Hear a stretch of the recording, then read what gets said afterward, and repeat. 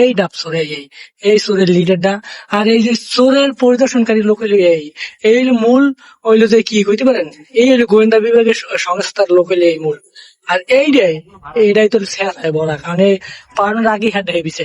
এ তাল্লু কুসি মার মার মার মার মার মার মার মার মার গুছো গুছো। এ আমার কোনটা, আমার কোনটা, আমার বাকিটা দি। আর পাইস না, পাইস না, পাইস না, পাইস না। আল্লাহ রে, তোর একটা হুদো করে দেবে রে। দেন দেন এই সোডান, খাও খাও খাও খাও বাবা খাও।